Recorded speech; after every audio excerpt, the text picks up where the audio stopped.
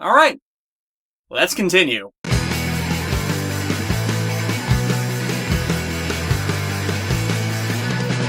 Living here in Jersey, fighting villains from afar.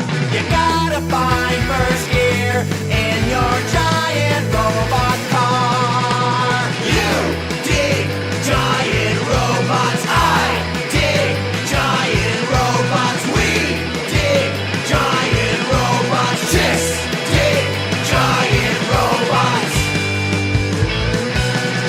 Nice.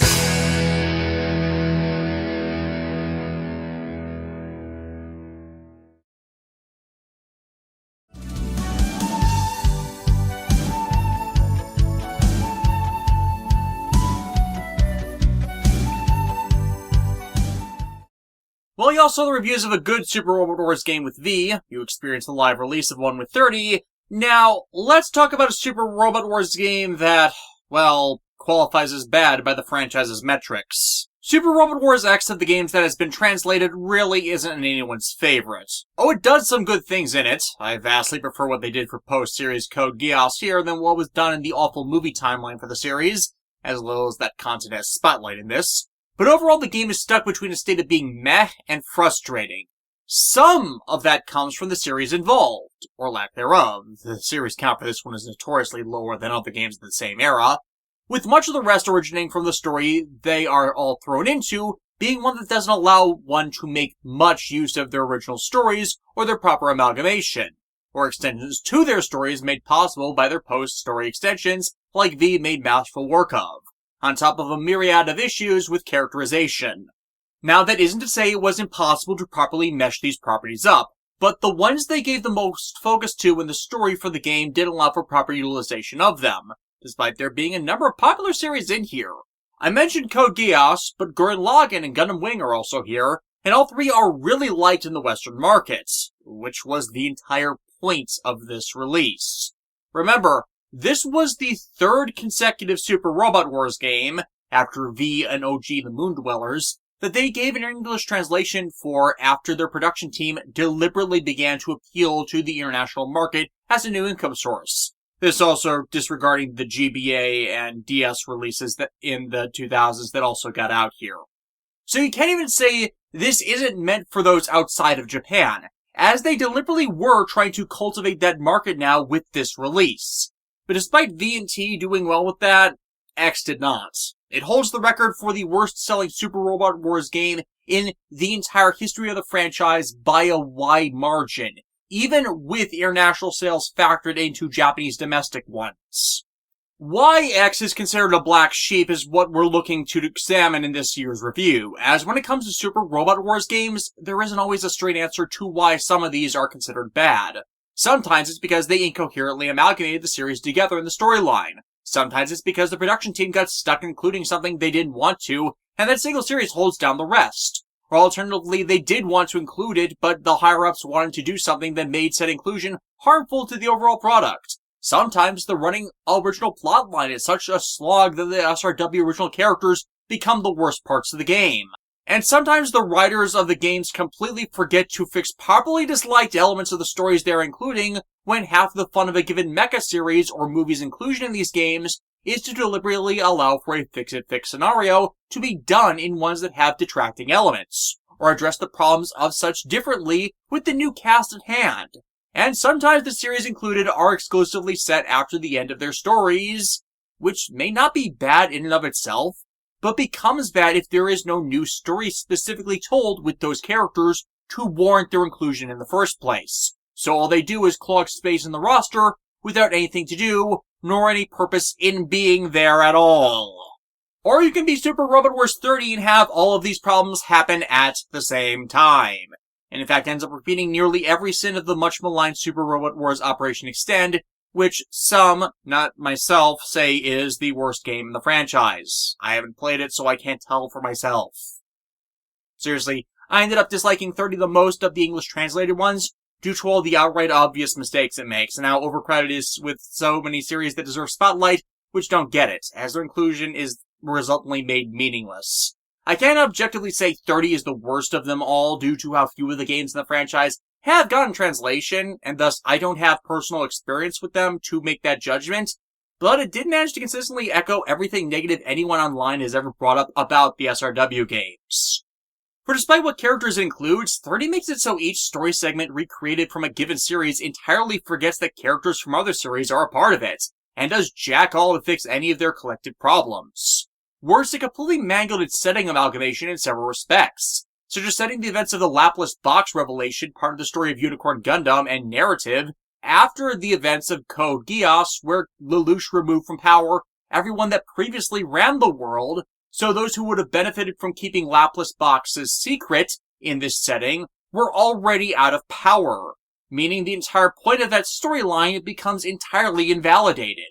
Worse, because the tyranny of the Universal Century timeline no longer existed, it becomes impossible to set up the events and story of Victory Gundam that was contingent on that imperialistic tyranny still being around. Or if those tyrannical evils were still in power, then that undermines the entire point of the Demon Emperor Lelouch ending of Code Geass that is kept in 30's events to justify including that resurrection storyline. To keep a long tirade short, Too late! Code Geass is one of numerous mecha series that are incompatible with Universal Century Gundam on a fundamental level, as their stories basically negate or undo the principal setting from narrative and thematic perspectives. And yet the modern SRW game's continuous insistence on always keeping UC representation heavy in the games is one of the things that keeps screwing them over. And that's not even counting the mess of the DLC, where some of them are fun to include but irrelevant to the story, which becomes one of the most boring and directionless ones I am aware of, and made Super Robot Wars 30 one of the single messiest SRW games. I genuinely ended up disliking it, regretted getting the game digitally, and have no interest in revisiting it, so I hope the next game in the series includes and better handles some of the material it did, because 30 had a number of great series that had their debuts squandered by a story that did not do the involved justice. And that's not even getting into how the game's non-linear progression makes it difficult to tell a cohesive story, or the ways in which the localization team botched that one by conforming to several mistranslations that actually screwed up story lore the game relied on, and the jokes it made, to make the greater story outright incoherent at points. Time crunch they were reportedly under only justifies so much, with recurring errors that undermine the related tale. Ironically, 30's relative failure in this regard, it actually sold well so it isn't a financial failure, helped me put in context what the problem is with X, though I was already thinking it was the case beforehand, just not as overtly, because it does much of the same thing for parts of its excuse plot.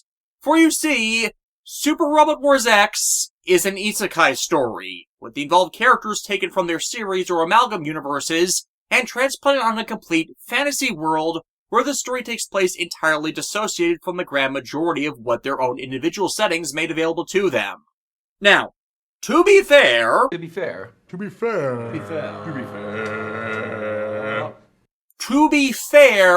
this is not the first Super Robot Wars game to do this. The Z game series also used that story engine, with multiple alternate Earths being haphazardly smashed together into a version of Code Geass's Earth, where the Z and Z2 games have central focus on how the inclusion of all these other Super Robot characters affect the story of Code Geass, and also relatedly Gundam 00, as I've discussed before, with both of those anime used as their central backbone by which all the others were structured around, in a similar way that Super Robot Wars V made Space Battleship Yamato, Might Gain, Cross Ange, and Full Metal Panic be their central story pillars. Those games were good because, despite the cheap excuse given for why they were forced together, the actual intrigue came from how each series' characters played off of each other as their stories continued in this new amalgam setting, such as Callum Kozuki gaining piloting experience and notoriety through gladiatorial matches she participated in against the characters from the anime Votams, or there being a second Japan transported onto that Earth that Britannia didn't attack because it was protected by Mazinger Z, which became a safe haven for those able to escape the Japan turned into Area 11. The Z sub-series of games knew how to take advantage of putting everything together like they did, and think logically how things would go about because of those changes, which made possible for the Code Geass storyline to conclude upon an actual happy ending, with Lelouch living, as the SRW staff does not buy into the view that Lelouch's death was inevitable or necessary, and found the exact place to perfectly disarm the time bomb, triggering the progression towards that death, thanks to how badly Code Geass R2 was written. And Z's writers were calling that out. I really wish the Z games had gotten an official translation, and that sentiment is shared by many that hope for a collection or even a remaster of them in the current SRW format, which would allow international audiences to experience that. X, by comparison, does not do what made Z's Isekai amalgamation plot work. It takes most of the characters it does, and transplants them into a setting where their stories largely cannot take place, or are from ones that have already concluded. Thus, they for the most part do not matter to anything in a significant way, are stuck on the rails of the ones that are either made native to the original setting, or the story has to briefly take them out of the setting they are sent to, just for those segments that can allow their tale to move forward despite it acting against the ongoing story, which in turn dissociates that setting as well. Made worse by much of the new content inclusions for this game not playing well in X's original setting, or with the other involved series. This is a case where the SRW staff had some of the series they had to use mandated to them, and thus the game doesn't attempt anywhere near as clever a narrative as the interconnected 3 Earths from V. Though admittedly, they try with all these characters taken from 3 Earths, which each represent the cycle that is the endless waltz of peacetime, war, and revolution. Until you realize that because of one of the series they included, there needs to also be a 4th world in there from somewhere else, because it doesn't fit the narrative stories of any of the other 3, nor the one they're all stuck on, which undermines this entire theme. And the actual content of the game, oh, it is so boring. Like, it's legitimately difficult to give a damn about it. Thus, any good ideas that are here, good character moments and good decisions they did try and make for an original story, putting together everyone for something new and different and not tied down by the weight and problems of their stories, gets drowned out as they are pushed into the background to be made irrelevant to the larger narrative, which quickly forgets them and their importance to those stories, as opposed to building a story that brings them all together, as V did, and allowing their stories to tangibly progress in ways that their original series did not allow. So let's start off on this journey with the game introducing us to the world of Al Warth, who many, including myself, mistook as being spelled as Iworth due to the text of the game making L's and capital I's look exactly the same. And if I mispronounce the name at all at any point, that is the reason. It wasn't until I was finishing writing part 11 of this video series that I caught the typo when reviewing footage that wrote the name in all caps. Hell, I'm not the only one to make this mistake. It's a pretty common one when discussion of this game comes up. Regardless, this world's prosperity is protected by the god entity N, and those that serve it. But enough about the original story stuff, for this small lost child has just been transported to this world! And that's where we immediately have a hang-up for this game, as this child's story ends up being the linchpin to every other one throughout X. That tale being Masshin Hero Wataru, the second ever Isekai anime series from 1988, with the first being Aura Battler Dunbine in 1983. If there is one before either of these, or in between them, then I am not aware of it, as most later Isekai series just plain outright lift things from either Wataru or Dunbine, or exploit.hack if they end up overtly game-focused. And I really can't tell you much about the original Wataru series, primarily because it's not a series that's ever been imported to the West, nor has any fan subgroup really taken the time to translate it as far as I know. Thus, any popular knowledge on it takes the form of just international cultural osmosis, as opposed to a series having a cult fandom which may allow it to eventually make its way into the mainstream. The most I can tell you about the series' plot as consequence ends up coming from what's repeated in the plot of X, which recreated that series' story the most out of any of the series involved in this one. And I consider that another of X's mistakes, as there is heightened investment for audiences to engage with the tales of characters they know, and those characters interacting with others permits that audience to then become more aware of series that they might not know, but end up liking. Case in point, what ended up happening with me in regards to the series Cross-Ange, thanks to its central role as part of SRWV, and its introduction being assisted by more popular series like Seed, Double O, and My Gain, to contrast and accent its better elements and crush underfoot its problematic starts. But Wataru honestly on its own struggles to make a connection with the audience, at least ones of the demographics the SRW games usually target, which tend to skew older than those who Sunrise targeted Wataru for. And with few internationally knowing of it before this, it is a harder sell. Like, I joked about Daitarn 3 and Zambot 3 basically being worthless to include in SRWV, and are only there to pander to Yoshiyuki Tomino's cult, but the fact that the Gap didn't utilize them more was to its benefit, as there isn't this huge knowledge gap for those who have no means of accessing the series. Hell, the most cultural penetration Wataru had before X released was from a localized import of one of Wataru's tie-in video games for the TurboGrafx 16, which in its localized form was named Keith Courage and the Alpha Zones. That is not a joke, or at the very least, it is not mine. Now, I am not saying that Wataru didn't deserve to be in this game. I think any mecha-inclusive anime, novel, or manga should be fair game, as long as the rights can be secured and the dev teams find a way to properly integrate that story and make it matter.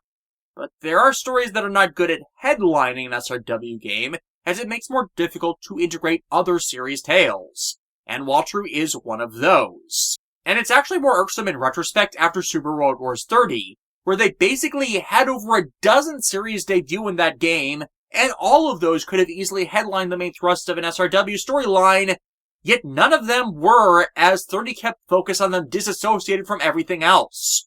Which is once more the opposite extreme, and a more harmful one in my opinion, as it makes it seem like those series weren't worth our time. On its own, however, the Wataru franchise does somewhat hold its own, with the main story of such having a few OVA and sequels in the 90s, alongside full reboots of it in both 1997 and 2020, to mixed effect there. Plus, with Bandai releasing a bunch of model kits for the series in recent years, it's not like the franchise is dead, but is one of more mixed appeal. I think that Wataru and SRW would have had a better chance of working had it shared its headliner credit with another mecha isekai anime that would have had a stronger tether to the thrust of its adventure. In my mind, that series being Magic Knights Rayearth, a magical girl mecha anime that would end up debuting the following year in Super Robot Wars T. I'd also have said the series Knights and Magic, which debuted in 30 itself, but at the time of X's make, that series was just too new for a debut of it to be done properly. And frankly, Rayearth is a much stronger story by comparison with its character and story beats that drag its isekai setting into catastrophe. That would have better complemented Wataru's overall tale. Unfortunately, the dev team weren't able to secure the rights for it in time for it to be scripted in as part of X. The rumor is it only just missed the window. Ergo, why Rayearth instead debuted in the next game the following year. Even though Rayearth's presence in T then ends up feeling awkward, even though those story segments themselves are really damn good. As that feeling of a series intruding on the progression of everyone else's story? Yeah, that happened in T a lot as well in order to properly accommodate Rayearth in the first place. Not help that had Rayearth been a co-headliner, well, it would have had to get past Japanese corporate sexism because, again, magical girl mecha series. But there is definitely a hole in X that Rayearth would have perfectly fit into that likely would have fixed a fair chunk of it. Anyways, yeah, this kid is Wataru Ikusabe, the franchise's protagonist who is out of nowhere just dropped into one of the many forests of Al Warth, where he comes across the Super Robot Wars original character for the game. Like last time with Soji and Chosei, you have both a male and female protagonist to choose from. But unlike either V or T, X's protagonists only have one difference between them: their gender. Everything else just folds into being the same regardless, so I decided to have our case be led by the girl of the two. Especially helpful because the original mecha of the game, the Zelgard, is all magic-based, with this thus making the original segment slightly more engaging as it's now a magical girl mecha story. So again, there is a Rayearth-shaped hole in the game they are trying to fill. Though I do unfortunately have one regret with choosing our protagonist for the game, Amari Aquamarine. For you see, when I recorded this footage in 2020, I had not yet seen the goofy fun that is Welcome to Demon School Iruma-kun, and thus I could not slightly change Amari's name to reflect the best girl and waifu of that series, Amari Azazel.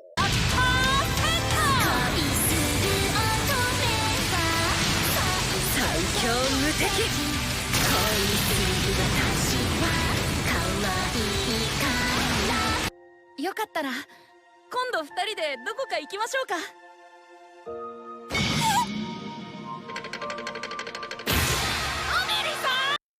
As that would have just made for fantastic joke fodder. I could still do it, but it'd be wrong to do so without the proper setup, which I didn't do. I'm not gonna claim that I did accidentally. Anyways, Omri scares them off with a bit of fire dogma, a magic system of this world, which Wataru mistakes for goons of Dr. Hell, as yes, Mazinger is in this game. And yes, it is a writing problem in X that it introduces concepts and plot points entirely disassociated from their related series, and separate from any exposition about such by which to explain them, instead of alongside them. V, for the most part, did not do this. Suffice it to say, the context and lore apocrypha section gets a workout in X due to how far they can be apart from each other at times, as we're not going to be getting to Mazinger content until part 6 of these videos halfway through the game. Again. Omri is a member of the Keepers of Order, a neutral organization that acts as peacekeeper between the various factions on Al Warth, with her trained by them to pilot her auto-warlock Zelgard alongside the assistance of her magical familiar and master, Sparrow. Though it should be noted that the name Sparrow is an unnecessary localization change, his original intended name being Hawks. Why'd they change it? I have no idea. But this is a change you hear every time the main character says their name. This is explicitly the kind of change you don't make, as it is plainly obvious that the change has been made, and the content itself calls it out as wrong. The pair take on several Mashins from Wataru's series that are parts of the Dwakdar faction. Omri transporting Wataru to the closest village, and having to deal with some soldiers from Bison Well along the way in some DLC content. Again, characters and concepts introduced disassociated from their series, we'll get to it in a little bit. With them ending up in Manja Village, where the people of it recognize Wataru as their prophesied savior, one that can awaken the 7 rainbow dragon gods of Mount Sokai to return peace to a turbulent time of strife, showcased by the rainbow of the mountain turning gray. This is the plot to a Rainbow Bright episode. God, does anyone else remember what Rainbow Bright even was? I'm old. This believed to be Wataru as he was transported to this world after seeing a dragon in the Ryujin pond of his hometown, and chosen by it for this task. The game quickly introduces Wataru's supporting cast in the form of the samurai Shibaraku and the ninja Himiko, who help him out as Dwakda sends more of his forces to assault the village and stop the rise of the savior dragon. Unfortunately, they were too late, and Yusei had already tuned it with Stardust Dragon into Savior Star Dragon. I still don't understand why the Savior series of cards was renamed into the Majestic series. They even use the name Savior in the dub to describe those using them. But before we get to that, just look at this. You can kind of tell that the Wataru series isn't exactly one to be taken the most serious with this, as, yeah, explicit Schwarzenegger reference. Hell, he's not the only one. Another of Dwakdar's units? Second Gun. Piloted by Cruising Tom! Cruising Tom! It's like, I can't even be mad at this. It is so absurd it loops back into being hilarious. Like, bravo, Wataru writers! The show from Evidence and X might not have been something I would have personally liked, but it's clear they were just having some harmless fun at it, so it's hard to be critical of it. But yeah, parody Governator's attacks awakens the dragon that brought Wataru here, Ryujin Maru. It possessing a clay doll Wataru's made previously in his class that he still had on him, with them transforming it into...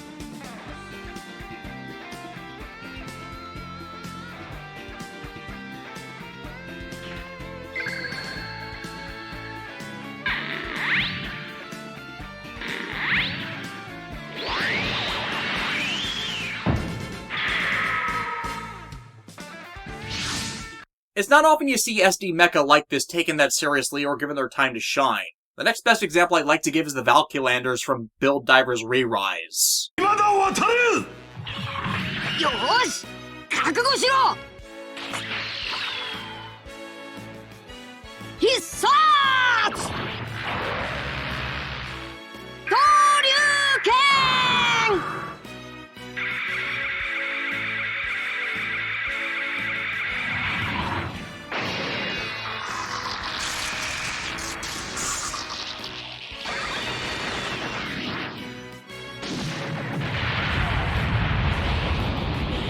As for Wataru's allies, they call their own mechs...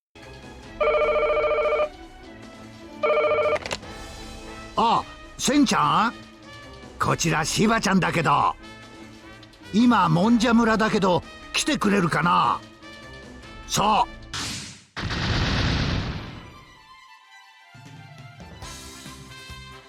I mean, with how frequently that's happened in Super Sentai, I really can't complain. Alongside Amri's assistance, the attack is thwarted, the elders of the village instructing Wataru and company to head south to discover the clue to the second dragon they must awaken, found at the Twin Dragon Rock, which Amri as one of the Order Keepers can lead them to. After all, saving the world is in their job description. Yeah, about that. As they get on the road, however, Sparrow briefly pulls Amri into a dimensional pocket that acts as Sparrow's own personal sanctuary, which is how the game introduces the Ace Pilot interview/reward system of the game, with Sparrow's own framing of such as research. But without a good reasoning for why. In V, System 99 did interviews with all the cast members in order to better come to understand humanity, and that thing we call love as part of the game's larger cohesive thematic arc. But unfortunately, Sparrow doesn't have that same kind of dynamic with everyone else. While we get a scene as a reward for reaching Ace Pilot status with a unit, it's hard to really grasp what Sparrow intended out of them, outside of transcribing the essence of their emotions and life into a book to represent the story they had to tell. Which kind of does tie into the story's endgame, but in a lot more of an obtuse way than V approached it. Or T, for that matter, where the Ace Pilot scenes were all framed as performance interviews done by company personnel. Anyways, Dwokdar has more minions to send, but tracks us with assistance of the bird beastman Kurama, who over time becomes an ally of Wataru's, as the group heads south, though at a lot slower speed than expected, as all of them are on foot. The Masshin need time to recharge, and the Zelgard... Well, those magic-powered mecha amplify the power of the sorcerer piloting them, but they still run on the pilot's magical energy. So, combat speeds and effectiveness? Yeah, they'd utterly destroy Amri's reserves if she tried to use it like a commercial plane to just whoosh them to their destination. There's enough ambient magic that the Zelgard can walk alongside them in Al Warth, but that's about it. Which, credit where it's due, I like that. Magic has to have rules and drawbacks, and the game saying a constant use of such amplifiers will exhaust their user unless they have time to rest and not use it, that's a good one. Granted, by game mechanics and story demands, that can end up just forgotten, especially near the endgame where such is entirely thrown out, but an attempt was initially made. This is also where the game further exposits on Amri's relationship with the Keepers of Order, the Worshippers of End, spelled E-N-D-E, and how they found Amri when she was younger and basically raised her, teaching her their magics before tasking her with protecting the peace. But there's more to that which doesn't get its time to be elaborated on, as a little girl and a pet lion cub come barging into their camp, chased by a Team Rocket reject, and all three of them are just trying to reunite with their friends, who include a woman dressed in red, a childhood inventor, and tanned Rule 63 Shinji Ikari. And so it begins. So I alluded to this series in part 5 of my SRW-V reviews, when talking about the show that basically destroyed Hideaki Anno's self-worth when it ended up a trash fire, and caused the depression spiral Anno fell into, which led to his creation of Neon Genesis Evangelion. And that series was Gainax's Nadia and the Secret of Blue Water.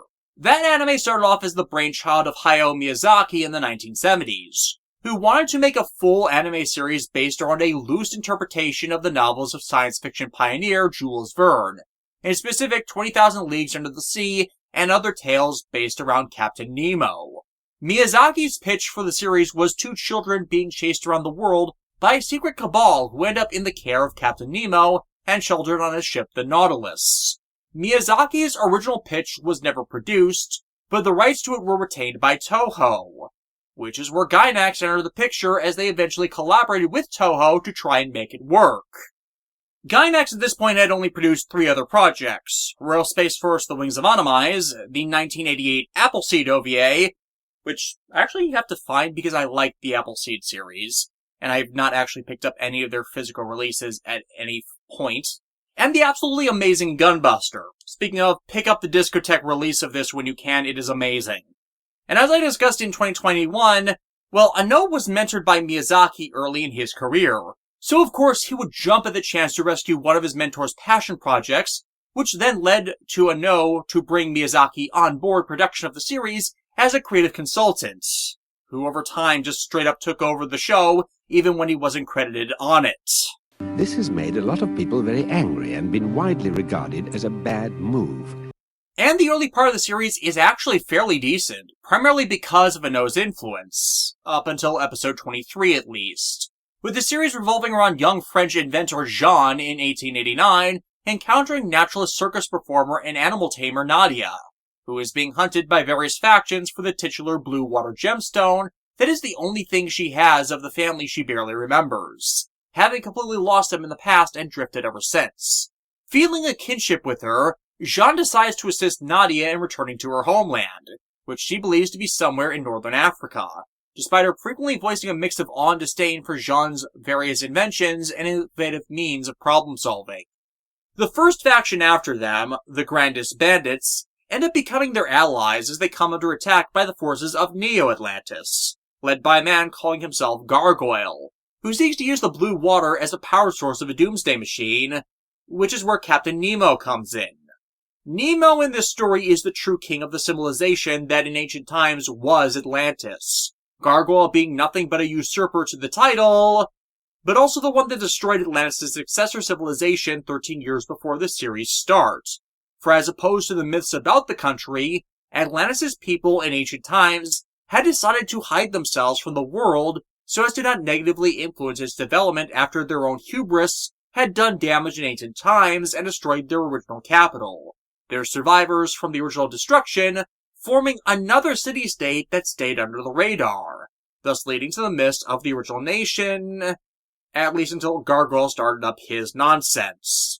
For Gargoyle sought to continue what the Atlanteans had themselves moved past, in part because he was a normal human rescued by those in Nemo's kingdom, yet had seen their advancements as a way to seize power. Which I never get when a series does this with an outsider brought into a culture not their own, as you would think a person saved and taken in by such a people would be grateful instead of eventually flipping to become someone trying to grab power. After all, they were raised by this enlightened philosophy, so they should believe it themselves instead of hypocritically contradicting it. The more realistic view would be they would integrate in a way aligned with their values. There was even a Star Trek TNG episode about this concept, as the values one believes in they are not inherently born with, but those they develop with experience and understanding of the world beyond just themselves. Most people with deeply insular and selfish ethics are those who are kept ignorant of them, or stick their head in the sand to the truth of what is real around them. Saying that you're willing to go to war over this boy. Would you not for your only son? God, I miss when Star Trek was good and actually appropriately allegorical. And Gargoyle's characterization itself contradicts this humanist view, instead of moving into a full nihilistic incarnation that, when looking back at Miyazaki's work, you can't help but find in the grand majority of his antagonists, all of which he depicts as evil for wanting to progress and seek advancements for the whole world, as opposed to the heroes who want things to not change or revert to more traditional means. But the recurring problem with that is, the past isn't the hallowed place you think it is, and making someone be selfish and evil just for wanting to improve and better things for others gets old really, really fast, as the hypocritical note to it has been done to death, and reflects nothing factual in reality to have any air of a relatable note to it. Granted, the series does not get to that right away. It builds itself up over time, as the first 22 episodes are relatively episodic. Jean, Nadia, and their companions traveling from place to place as they're chased, which opens them up to the wonders around them. Or at least it does for Jean. Nadia, not so much. In fact, Nadia, the title character, is the single greatest point of discourse regarding the whole series, as I and many others hate the little brat for how she treats those around her and refuses to learn and grow from her experiences. Frankly, she's worse than Asuka Shikinami from the Rebuild of Evangelion timeline, as Nadia has less justifications for her crap than any incarnation of Asuka. And this is something I am just in contradiction with others over, at least with those who like the series. As when it comes to reviews of the series, Nadia is praised up and down for her characterization. And I don't see why. Nadia is consistently awful due to how she mistreats everyone around her, is constantly closed off to new ideas and ways of approaching things, makes no effort to understand the complexities of the world around her, and insists on the way she lives her life, ignorant to everything, as being the right one, assuming everyone else's is by default wrong, and deserving of her scorn because of it, which she does not develop out of as she continues to just be a bitch to everyone around her. Does that sound like anyone I've condemned before? Because it has been a recurring thing since I started the show that such characters drive me up the wall and are the wrong way to write anyone you are trying to make appealing. Like, just one example of this. Nadia is a vegetarian. She does not eat meat by choice, and she has such a strong bond with animals that eating their flesh is offensive to her. Now, this is not in any way the problem. I myself am mostly vegetarian, though it is not by choice, as eating certain types of meat actually does make me sick. Hell, sometimes the smell is enough to make me want to vomit and feel nauseous for the rest of the day after having direct exposure, depending on how that meat is prepared. I'm not sure if it's an allergic reaction or not, but we treat it as one because my reaction to it is that horrible and I have been hospitalized for it in the past. And thus, I have a rule in my house that my roommates cannot make anything that involves pungent-smelling meats or means of preparation that makes their odor pungent, especially cooked beef when I am around, due to what that does to me. The difference between me and Nadia, however, is that just because I get sick from such food, does not mean that my roommates cannot ever have it. They just need to be conscious of what it does to me to not harm me unintentionally, as that would then be inflicting their actions upon me, and that is a bad thing. If they want to make tacos, they're more than welcome to on nights that I am not around, and since I work night shift, that is pretty frequently, as that is the way around such a complication, finding the means of compromise that best benefits both parties as a show of mutual respect towards the other's needs. We cannot say the same for Nadia, as in this example, because she chooses to not eat meat, she demands that no one shall, regardless of circumstances. Even in the event that they are all out of other food, she would rather have them starve. That is harmful. That is selfish. That is arrogant and myopic and uncaring and childish and everything else she accuses others of being. And the outright hypocrisy breaks any claim that her character is better than it is. She has no right to impose her personal beliefs onto others who do not share them, especially as it ignores the fact that humans are omnivores whose diet requires proteins that are ingested best from meats, or some other alternative. And she has this belief because she saw a sick lion be killed by the circus owner she used to work for. You know, someone putting a suffering life out of its misery so it wouldn't remain in pain when they can't save it. But that detail is not revealed to us until nearly the end of the show, long past the point where you can justify her vehement hatred of it. The social contract to be tolerant of others' beliefs is only maintained as long as you do not force those beliefs onto others. The second you do that, you violate the social contract and are no longer protected under it. And Nadia is like this for a cavalcade of subjects in the story where she is objectively in the wrong, as she does nothing but assume that she has all the information to make an informed decision, or refusing to listen or learn of more than she already knows, until the point the harsh, cruel reality is shoved down her throat due to her own sheer arrogance. Even before episode 22, I found her to be the worst character in the series by far. So when I looked back at all the old reviews that praised the series, I couldn't help but ask of them, what show were they watching? Or was it just being carried by the pedigree of Anno and Miyazaki from their previous works that was obfuscating the actual tangible problem with this depiction that would see more active scoring with Evangelion's Asuka years later, despite Asuka in no way reaching as far into being as much of a selfless bitch as Nadia is all series? However, Miyazaki's uncredited influence, and by the way, I say uncredited as he is not in the credits of the episodes, but it was later revealed that he was directly involved in most of it, over the series' development is largely believed as why Nadia went to crap and screwed over Gainax. For at episode 23, the ongoing story is entirely interrupted and abandoned, and half the main cast end up shipwrecked on an island, which begins the adaptation of the Jules Verne book, The Mysterious Island, with the anime citing by name the Lincoln Island from said book. And then the remainder of the series proceeds to spin its wheels until its final episodes doing exactly two things. Jack and shit. And Jack left town. Yeah, the Island arc, as episodes 23 through 34 is referred to, utterly destroyed the series, causing the anime to lose 13 episodes from its originally intended run, and all but bankrupted Gainax as consequence because all of their sponsors for production of the series abandoned them during that period. Audiences for the series stopped watching as they could not stand Nadia's constant bitching at them for 3 months without fucking end. Gainax ultimately fell into 80 million yen of debt because they didn't own anything about Nadia that wished to find a way to make their money back via merchandising from the financial losses Miyazaki was causing them, and spent years struggling to get by as a consequence of Anno's choice to bring him on. As while the story is adapting elements of the Verne novels, it runs up directly against the problem of Miyazaki as a person, in that while he is not a terrible man, he hates science fiction and the wonders of the modern world and where it is trying to advance to, only to be held back ironically by people like Miyazaki himself, who cling to the past or their own prestige and power as they refuse to accept the necessity of change. The most science-y his films got was either in steampunk fantasy, or to openly condemn and criticize all scientific and cultural advancement as inherently destructive.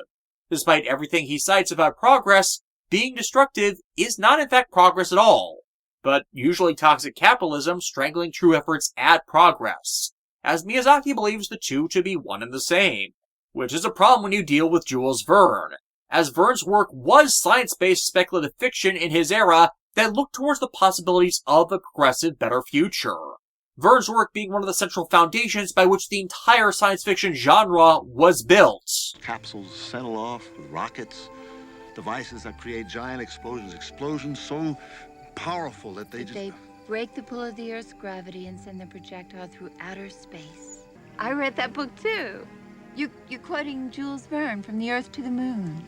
Which again acts as a contradiction. Miyazaki really likes Jules Verne, yet despises everything Verne's works inspired that got people to fantasize about how the future can be made better than the now, for his works are looked back on as classicalist fiction instead of something that inspires innovation. As all of Miyazaki's works inevitably look backwards towards the past and idealizing it as better than how things are now. Even though many of the true causes of our problems existed back then, we just weren't aware of them being responsible for what they are, so people looking back and idealizing those times don't recognize such harm for what it was. As it's not until you realize what a problem is that you can understand the damage it does, or find a way to properly fix it. So every time they try and follow the Miyazaki path, and that you have to be traditionalist and back to nature and science and technology overcomplicate actually living your life, it undermines the point of Verne's novels where advancements in science and technology allow you to experience the world around you in ways you could never have imagined before, uncover new facets of it, and survive circumstances others less civilized would not have been able to by thinking about the world around you and opening yourself up to new possibilities and ways to do things. His books encourage you to invent the future, whereas the running theme throughout all of Miyazaki's work is abandon technology, embrace fantasy and tradition, return to monkey. And that's what you largely see of the Island arc, where said island is nothing but a remnant of Atlantean technology. one that vanishes beneath the waves the second the story has to move on from it. It's because of the last crew of the series being cancelled, Ano and the rest of the Gainax staff need to use every second they had left to give the series any type of positive conclusion.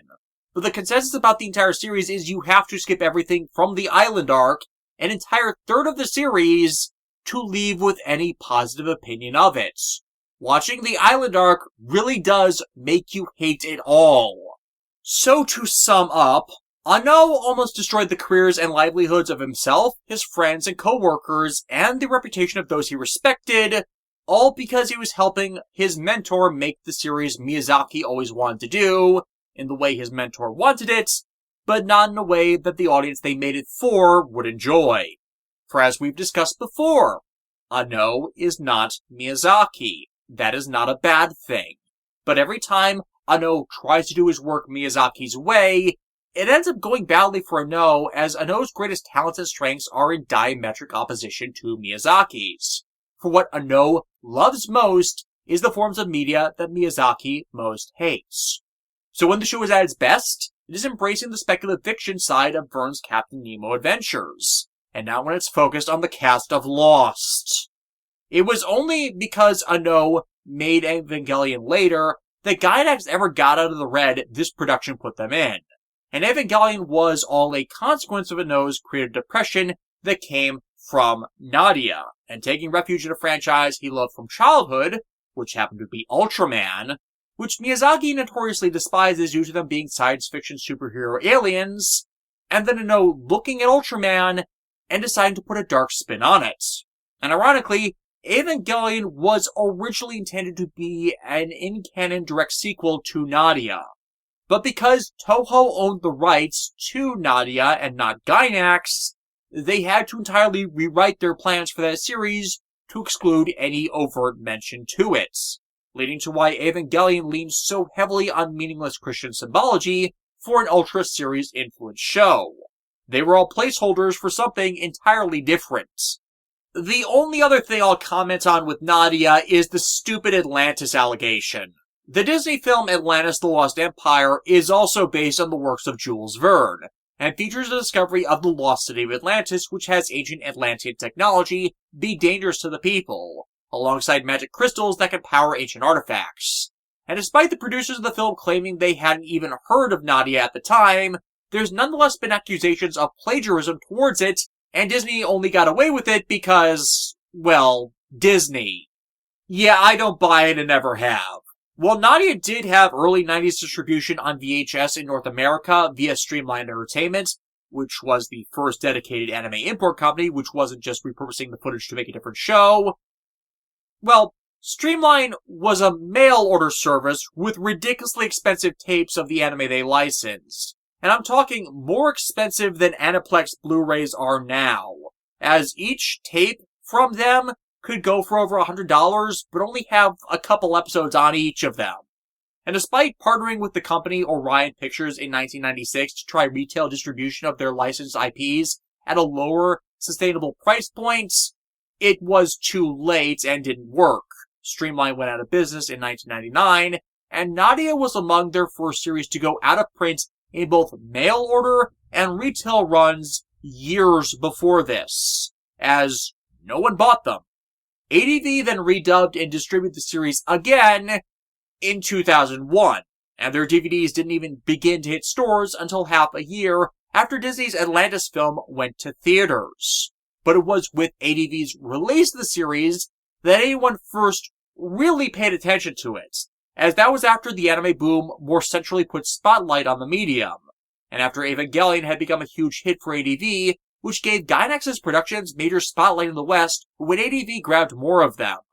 Thus, unless the Atlantis production staff were fans of anime in the era before imported series were easily available to have known of it, the timeline for the series to be known and available enough in the West to build a case for plagiarism don't add up. And I believe them when they say they hadn't heard of it. Hell, if you read a back-of-the-box description summary of Nadia's content from those days, you wouldn't even realize any commonalities between them, as all the Atlantis crap that is claimed to be plagiarized is buried in the back of the series on the tapes that saw the absolute least purchase and distribution. There's fans in 20-year-old forum posts that didn't see the end of the series until after the ADV distribution. And that's the people who liked Nadia saying that due to how difficult it was and expensive it was to get those last Streamline tapes. Moreover, magic crystals like the blue water and Atlantis' gemstone are a recurring fictional trope, and they're not even used in the same way.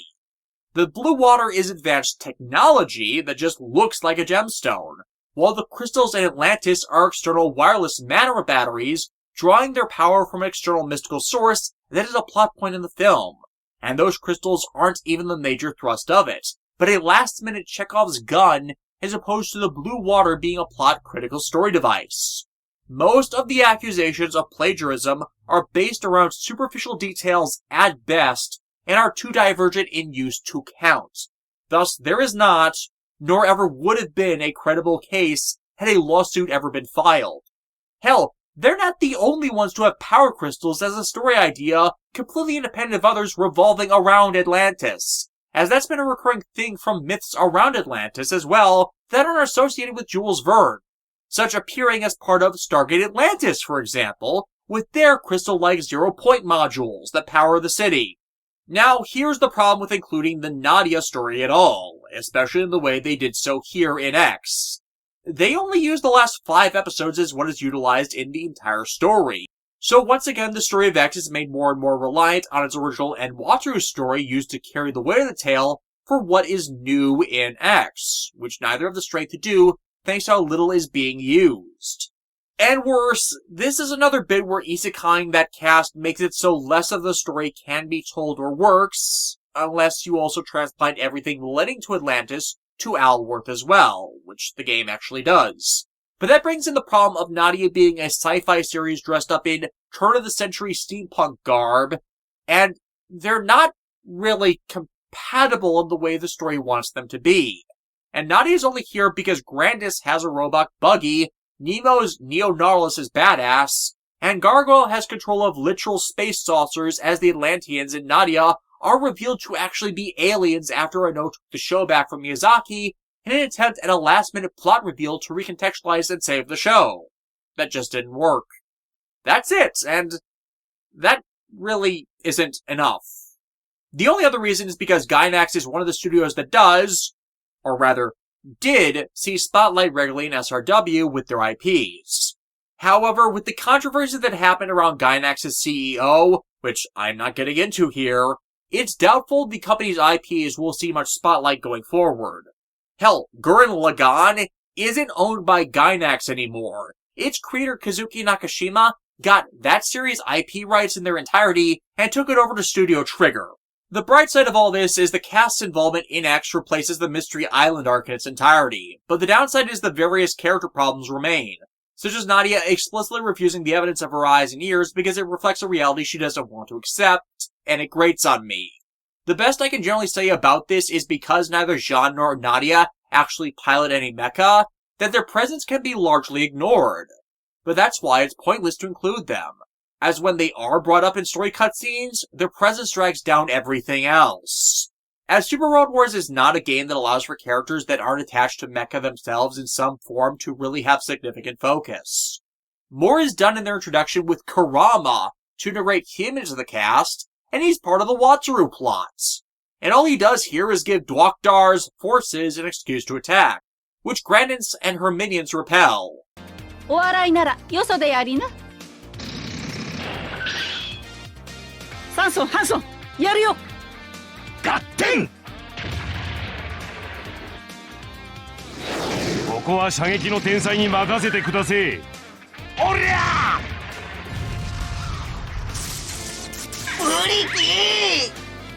！Yeah, the Graton in Super Robot Wars is basically just a gag vehicle, which does not play very well when you consider that this is a game that ends with us eventually fighting space war gods with the power of Domon Kashu's spiritual daughter, who is fighting alongside her own spiritual daughter in turn.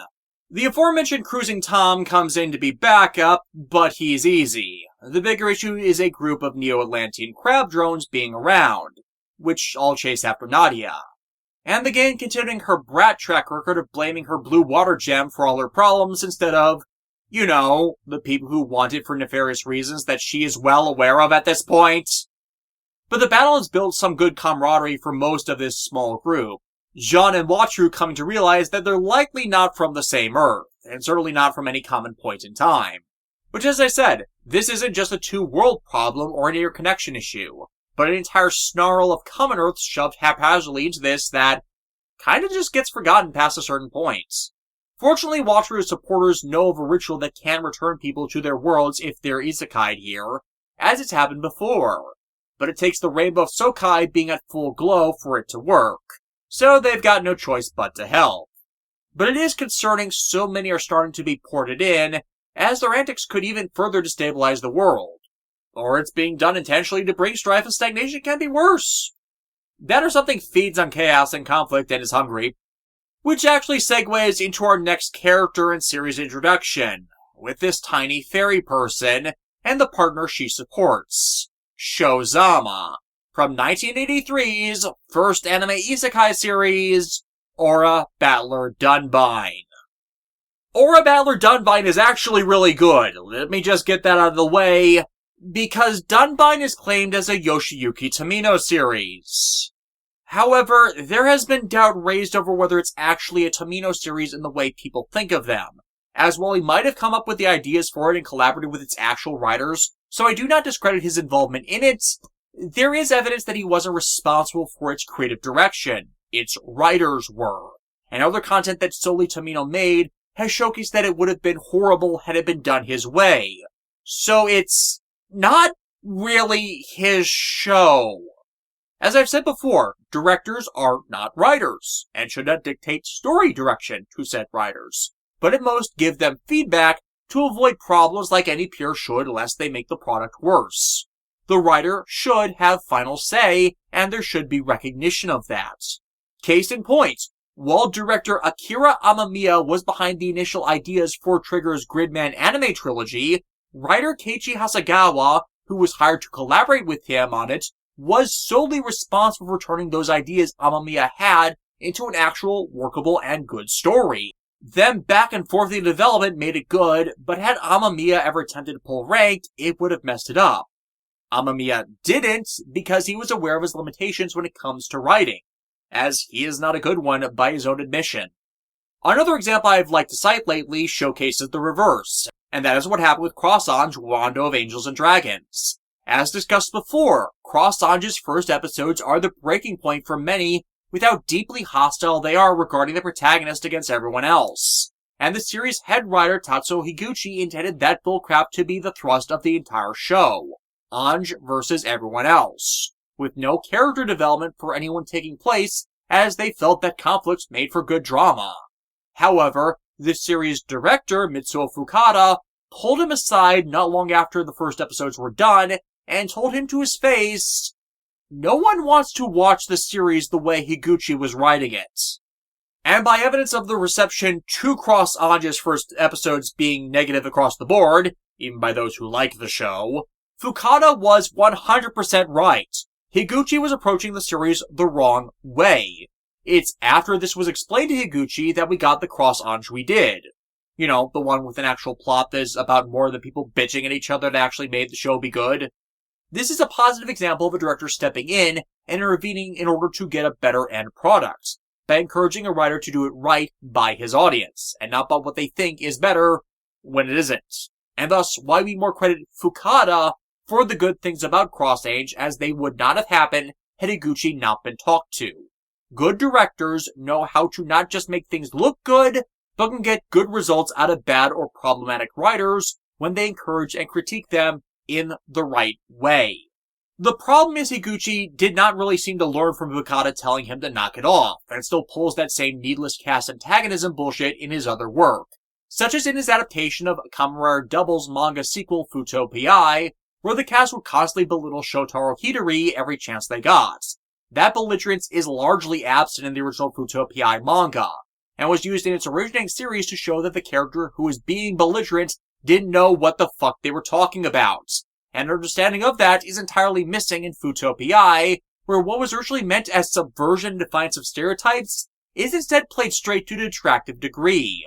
Higuchi instead using that misinterpreted element excessively to accent the negative and make the cast more dysfunctional and attack the series' lead without valid reason. Which shows that despite being told what his problem is and how much it is disliked, Higuchi still screws his scripts over because he seems insistent on proving that such works. It doesn't. Futopia is a good series, but poor adaptation because of that character slander that reflects the worst interpretations of the series it is a sequel to. But still, that's how the role of directors should work. Not take over the creative process, but give their input and feedback to collaborate with the writer that should have the main control over the work and its narrative direction. Thus, the writers who are responsible for the bulk of the story that engages people in the first place should still be credited as the central creators or in collaboration with the director instead of having their role marginalized, which is an industry-wide problem. I really dislike it these days when a director who is responsible for how things are visually depicted take all the recognition for those responsible for writing the story they are depicting. And it happens far too frequently where we hear of cases of a director or producer's executive meddling over story direction actually ending up making those tales worse. Tomino wrote one episode of Mobile Suit Gundam, and it is infamous as the bad one. Yet he has taken credit for all of it and considered the men who created everything Hiroyuki Hoshiyama, Kenichi Matsuzaki, Toji Araki, and Yu Yamamoto did to write what people liked about the original 0079 Gundam. And while we may have stories of him being genuinely encouraging to voice actors and staff members, so Tomino is not deliberately a bad person, time and again we hear stories of him interceding with the creative process on the shows he's a part of, and it's largely been to their detriment as those elements he insists on end up their worst aspects, leading to series that succeed having done so in spite of him, not necessarily because of him. It's why I really dislike it when people take his hostility against other creators as gospel to freely echo his antagonism against them. His own track record has far more failures or series rescued from failure than those he belligerently criticizes. Tomino might not be a bad guy in real life, I am emphasizing that as I do believe that, but his ego issues have made him an antagonist towards others in the industry, even those who are just trying to do their damn jobs. This all factors into Dunbine, because Dunbine was actually written by two people, Yuji Watanabe and Tsukihiro Tomita, both of whom had worked with Tomino on Space Runaway Ideon. And Ideon is frequently cited as the series' most representative of Tomino's, well, Tominoisms. Yet it was actually them behind a lot of it in developing what demands Tomino threw their way into something, well, considering how Ideon is, I wouldn't say workable, but at least watchable up until its nonsense of an ending. Watanabe and Tomita, however, more pushed back against Tomino's overbearing after Ideon. Thus, any citation of Dunbine being part of Tomino's pattern has been under re-evaluation for some time, as the show is more consistent with Watanabe and Tomita's shown writing tropes, even if it does still bear some of Tomino's staples, which are honestly the worst parts of the show due to how unnecessary a lot of them are. This being further backed up as Tomino didn't even direct on Dunbine either. That was 7 other people who did so and collaborated with Watanabe and Tomita on such. Tomino is only credited as the chief director for the series. And once more, depending on the production, that title means they're the show's producer. And producers are either so disconnected from the day-to-day work to be largely immaterial outside of the rare exception, or so caustically hands-on that they ruin what might have otherwise been a decent series. Now, to be absolutely clear on this, my position is not to discredit Tomino's involvement or responsibility for any originating ideas for a lot of what eventually resulted in Dunbine, as he did have of them. A lot of them. But my point is, he wasn't the one who developed those ideas into a serviceable and good story. Thus, it is wrong for him alone to receive all the credits, and that as much holds for his part in Gundam, where it was a collaborative effort between more people than just him. For like a director, a producer should not take credit for things they themselves did not do. And yet, Tomino's entire reputation was built on the backs of Sunrise's staff, whose identities were hidden behind a collective company pen name. Hell, even on this Dunbine Blu-ray, it's still the pen name that gets the credits instead of the actual writers who played part in this. This needs to stop. Dunbine is the story of Bison Well, a magical realm that exists as a landmass which borders the land of the continent and the depths of the sea. Here, all manners of fae and fantasy beasts live, but when a man named Shot Weapon... Yes, seriously. While I don't think Tomino was responsible for everything about this series that should be credited on the writers instead, Tomino naming is still in effect here. Fell into the realm. He discovered the massive insect-like beasts that lived here, and their ability to absorb the life energy, referred to as aura, of humans to grow stronger.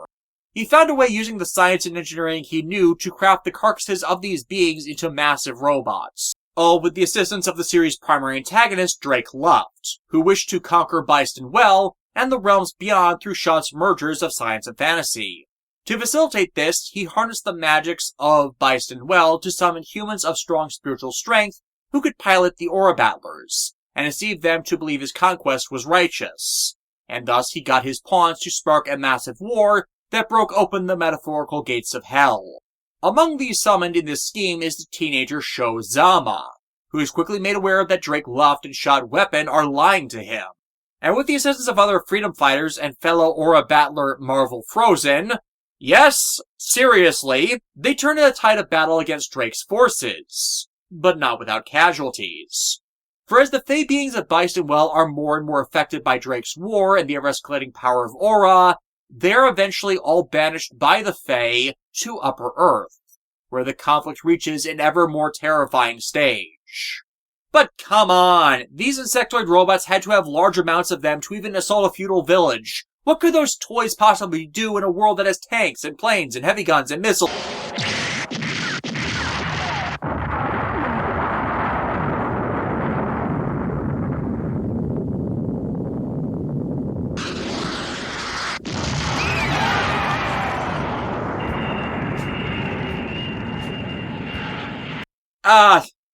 Yeah. Remember what I said about these things being powered by aura, and aura is life force?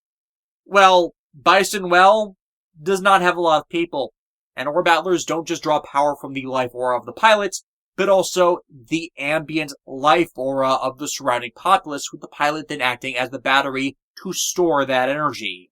So Bison Well, few thousand people, arguably no more than 1 million in the entire realm.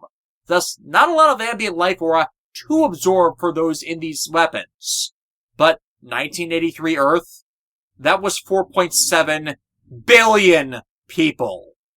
So the Aura Battlers potentially become hundreds, if not thousands of times stronger just from a change in venue, where they can passively absorb more life aura that is present on the planet to a degree never intended. And that's assuming the increase in power was based on linear power increase and not exponential, or factoring in wildlife to that count, which is even worse. As that bomb that exploded like a nuke in that scene I just played, yeah, in Bison Well, that was a grenade, designed to destroy, at most, a small house, with no more force than would be seen of a cannonball. So by the time the Aura machines make it to Earth, just their standard easy-to-mass-produce infantry and arms are each individually a weapon of mass destruction. And worse is the last ability that the Aura machines are revealed to have. For when strong emotions of a pilot are unleashed when in the presence of a high enough concentration of aura, the Aura Battlers just start sucking all of that aura into themselves, their power multiplying even further, and their forms growing to become genuine kaiju of immeasurable destructive force that can casually crush nations without care or control. And that happens because the people on Drake's side find their own reasons to fight for him that blind them to the true destruction they are wreaking upon the worlds. The most understandable and yet frustrating of such being the character Todd Guinness, who many consider to be a prototype for Suzaku Kurugi, and that he keeps making very poor decisions against his own interests that escalate the conflict, ultimately in this final war siding with Drake in hopes out of a selfish desire to save only his mother from being killed in the crossfire. despite it being easier to have protected her if he had sided with the heroes. But his thoughtless actions just serving to further the destruction. For at the very least, Todd is presented as a meathead, not considering the ramifications of his actions until the point he starts to be blinded by pride, instead of insisting he's right in contradiction to evidence. For by the series' endgame, Todd at the very least knows he is in the wrong, but has nothing left, so wants to spare one last person from the consequences of what he enabled. It is still bad reasoning, don't get me wrong, but it's more respectable bad reasoning, as he can and does admit he fucked up. It's just his ego that will not let him stop. And that reflects how in many conflicts, they only don't end just out of sheer stubborn pride, instead of a tangible reason to not lose. Look at the war between Ukraine and Russia. Russia attacked out of ego and pride. Ukraine resisted, fought back and pushed them out. And it just didn't end there because of Russia's pride, and that pride sending many more pointlessly to their own deaths. And this key element of it being pride, arrogance, and ego on the antagonist's behalf that prevents them from stopping? It's more rare than one thinks in Tomino's works, as when you assess the whole situation in context, it actually ends up more that the protagonists are the ones with the ego issues blinding them to the roots of the problems in their setting, which prevents them from ever successfully fixing them. And unlike other series with Tomino attached to them, the ending is very poignant, with Sho and Marvel dying, but dying in a way that concluded the conflict for good by destroying Drake Luft and all the Aura machines, so their power could never be used by anyone again. The truth of Sho's actions and the true story of their plight shared by their fairy companion Chum, the only survivor of the active participants in the war, so their deaths are not made meaningless, nor their actions distorted into lies to act as comfort for the unknowing, even as all dragged into it don't even have enough left of them to bury in unmarked graves. That is how extreme and well handled the Lensman arms race is in Dunbine, which is why doubt has grown over whether Tomino was really the chief craftsman behind the strongest elements of the show, as in no other content he was involved in his entire career was such a message made as clear and was as well delivered as it was in Dunbine. Not a single one. Many of the other series of his either mangle that message entirely when he was known to have been at the wheel of the matter, case in point, the aforementioned Ideon, where you need supplementary material to actually explain what the hell it was doing or the antagonism of its enemies, or the overall story becomes bogged down with distractions and bad dialogue and plotting contradictions, so that whatever intention it may have had is less appreciated or lost in the wake of greater setting recontextualization. Dunbine is a genuinely good series that I recommend. But like I said, there is tangible evidence, not just speculation, to the belief that Tomino wasn't behind what was good about Dunbine, which should then instead be credited to its actual writers. And that evidence is Dunbine's sequel, Garzey's Wing.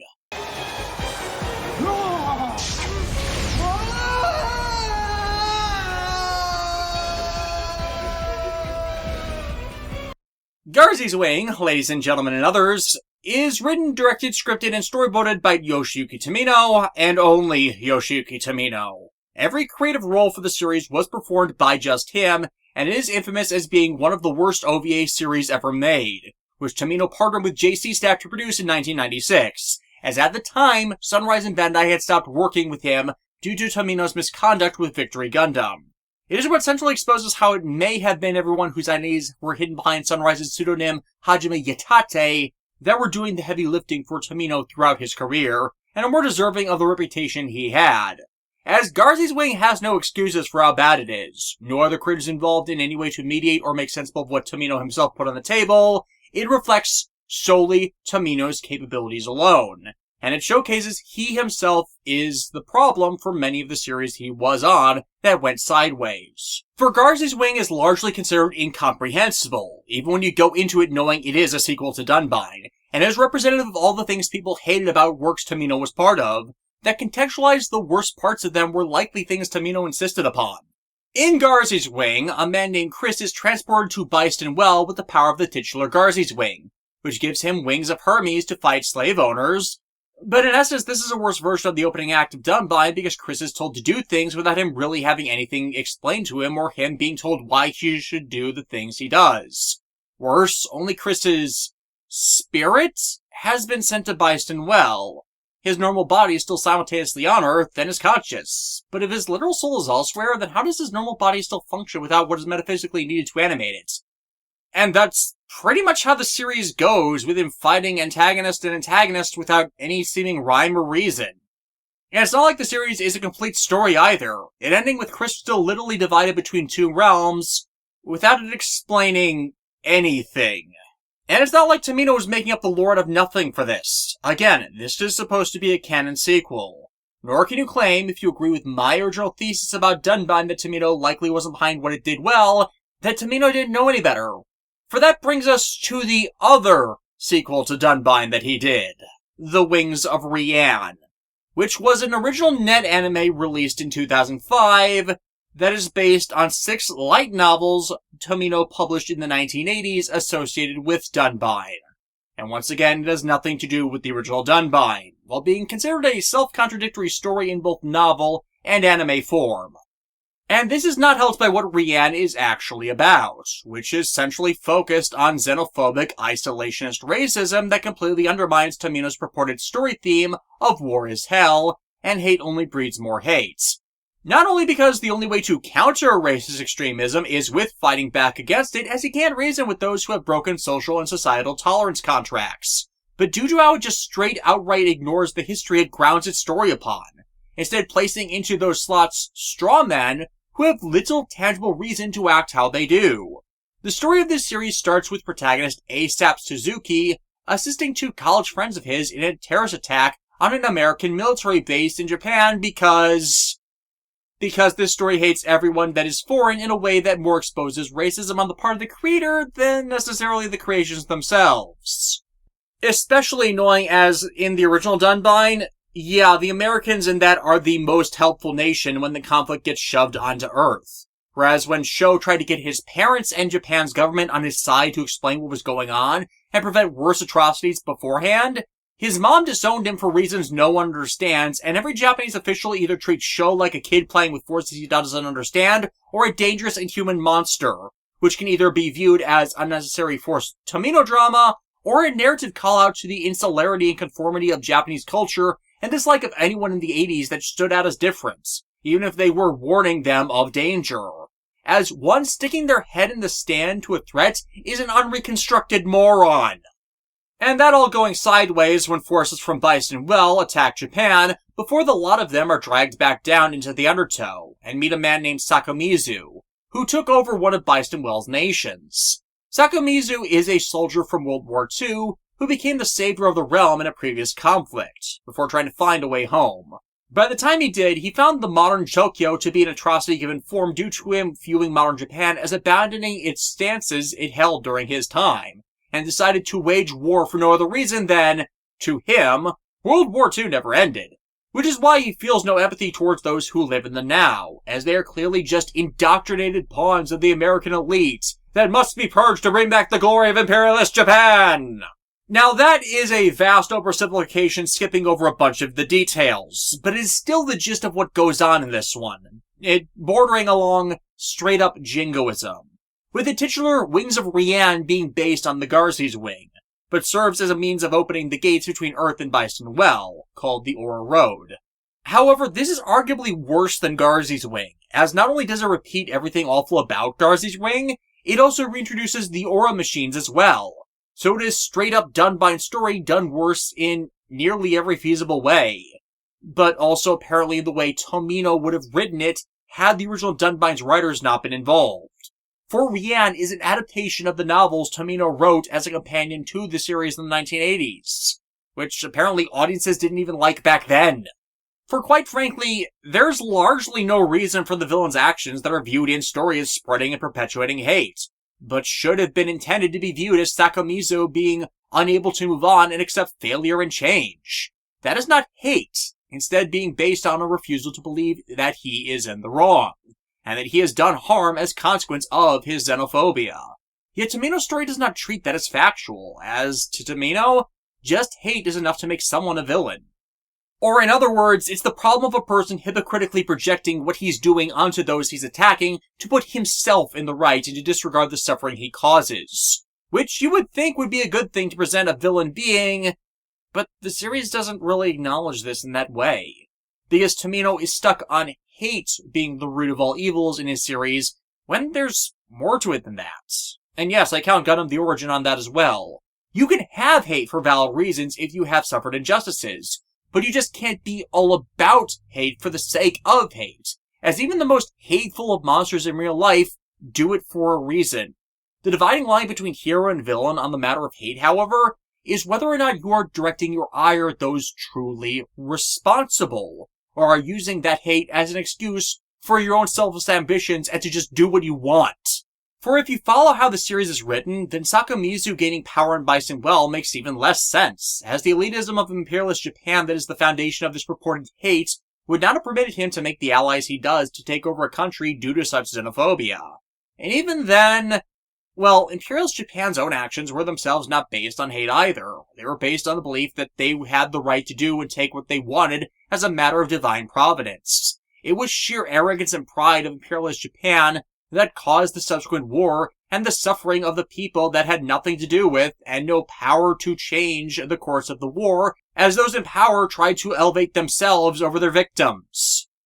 Again, I am way oversimplifying as this script is too damn long, to the point that when I've been trying to record it, I've had to do this from the start 4 separate times because my computer keeps crashing between the times I am attempting to record it. And that is not to say that hate cannot be a motivator for conflict between people. It happens a lot. But the worst atrocities of man are all caused not necessarily by hate, but by not considering those not like yourself as human, or deserving to have the same rights you yourself do. Case in point, the actual war crimes imperialist Japan committed during World War II. But dehumanization is different from hate. Hate needs a reason, but it only works as a motivator when it is directed at those whom are behind an actual offense, instead of victim blaming those not responsible. He tasks me. He tasks me, and I shall have him. I'll chase him round the moons of Nibia and round the Antares maelstrom and round perdition's flames before I give him up. People can be fooled into hating another for an invalid reason. Yet when there is no valid justification for it, that only lasts as long as the lie does. And the lie itself is not self-sustaining, but self-destructive. Dehumanization, however, is a defense that allows one to become willfully blind and excuse harming whoever they please as not deserving the respect due to another by just existing, all to assert yourself over them, as you want to be considered the special and the other to not be. There is no coming back from that, as can happen when one becomes exhausted of their hate. Hate can motivate, but dehumanization doth perpetuate. And it is perpetrated because a person's own pride prevents them from thinking they might be in the wrong, and thus they just keep doing evil things. See how that element of pride once again is the key to getting these things to work, and not just hate? And yet, that is one of the largest problems across Tomino's career, which helps differentiate the series he actually had a key influence over. For he completely confuses hate and dehumanization to mean the same thing, or act as equivalent evils, when they are not, while then acting as if those filled with hate have no reason for it. That's one of the reasons why we have so many problems with UC Gundam after all, as the Space Noids' hostility towards the Earth Federation and their various attacks against them are largely justified once one realizes that the leaders of the Earth Federation dehumanize everyone they have banished to space as not even having the right to breathe air without their approval due to their arrogant, prideful belief that they are better. And yet in Tomino's UC series, the ones punished are the ones framed as being consumed by hate or retaliating because they were victimized, which can be a valid reason to be angry and fight back, while never addressing the system that perpetuates victimization and ignoring that said victimization even happens in the first place. That, more than anything, is what Seed spotlights in his contextual criticism of UC Gundam, where the war's aggressors had their tale focused on how dehumanization and societal victimization fueled the fighting, doing what Tomino refused to. And yet, here Tomino was again, doing the same thing, and still not getting that hate without cause, on its own, is not enough.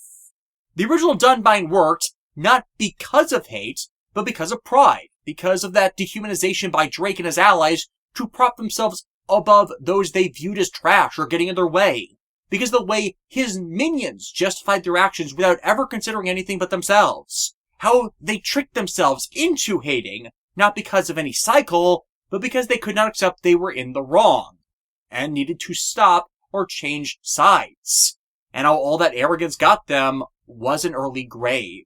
But when one refuses to acknowledge that hate alone is not enough to spark such escalation, it doesn't work, at least in the same way. Dunbine had it work for the reasons I listed. Seed had it work because of jealousy, of loss, of pain, of trauma, and anguish, and ego that drove and justified its descent into madness. But when I look at Rean, I just saw the nonsensical ramblings of someone who claimed to know that war is bad, but couldn't articulate the point, without just as much blaming those trying to protect themselves or stop the source of the conflict, demonizing those who fought back instead of the aggressor or the oppressor. You've managed to kill just about everyone else, but like a poor marksman, you keep missing the target. So yeah, to sum up, Dunbine is good. Get Sentai Filmworks Blu-ray of the series. And from the evidence of Tomino's failed sequels, it is suspect he had a role in why it is good, at least to the degree that is claimed. And avoid those sequels. I should also mention that there is one other OVA series for Dunbine, though. The Tale of Neo Bison Well, that was written by Toshitake Suzuki in 1988. But I unfortunately have not been able to find a copy of it. I heard it was good, its story is partially adapted into Super Robot Wars T, and from everything I know about it, from there, it's consistent with the original Dunbine and not Tomino's sequels. Regardless, for Shozama and Chum, this is set in the post-series for them. And they, like every other major Dunbine cast member, are supposed to be dead. He meets with Todd, who is also alive now, and despite them being rivals and enemies before, the two aren't actively hostile as the reasons the two had to fight are no longer present here. So them antagonizing each other further would be for no other reason than their own egos. And the pair are past that at this point.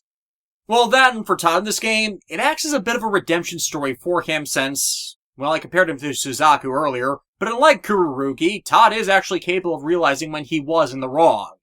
It's just, even when he admits it, he keeps making the same mistakes.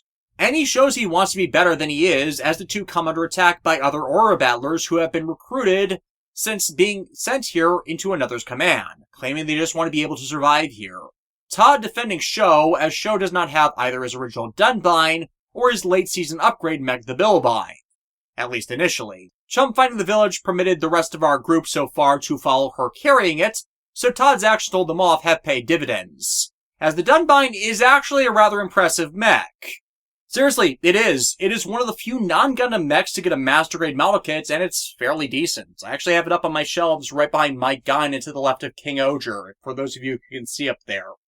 Though I'm hoping that Bandai will do more new Dunbine high grades in the future, as when they did the Surbine model kit a couple years ago, I bought that and liked it. How that Surbine is right above me on that shelf of various Super Robots I've got now to rep during the Super Robot Wars reviews. And as the enemy battlers revealed that they were actually sent to this region to kill Wataru, well, Sho won't stand for that. Now, there is a problem gameplay-wise for the Aura Battler mechs, and that is I could not figure out how to upgrade a given character's Aura level in each stage to unlock their respective strongest attacks, as their strongest attacks all require a specific Aura level be achieved by the pilot in order to use them. And that holds for T as well, so it's rare it could actually unleash their respective super skills on enemies, making them less effective overall in combat than other mecha where there isn't that limitation.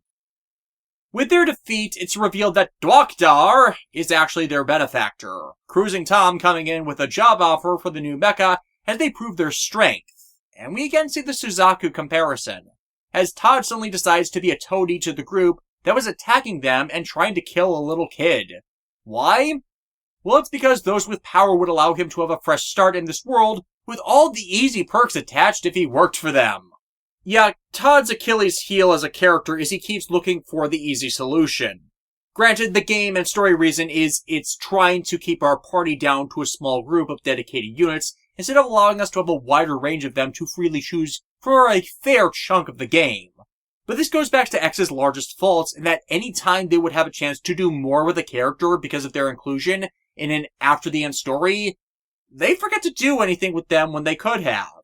Todd going with Dwokdar's forces like this is done for no other reason than to get him off the field.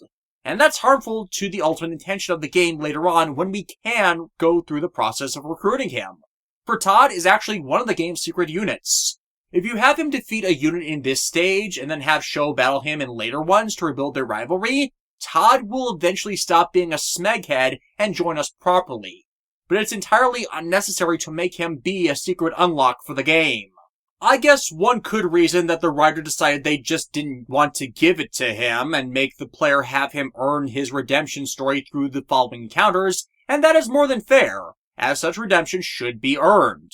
But I feel it also robs us of seeing that happen with him as a party member, since the way they introduced him here was not in a hostile way at all. Though in the grand scheme it ends up a damned if you do, damned if you don't kind of thing with such. The problem is more that the game does it, 3 or 4 times ad nauseum, so the repetition becomes less welcome every time, to the point of undermining the intent.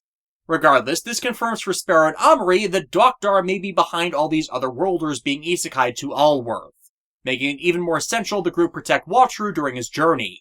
Sho agreeing to join with them, if for no other reason than he feels it's his responsibility to get Todd to see reason. Which is where we're going to cut it for here, as next time, well, we have more of Sunrise's failures in the 2010s to talk about.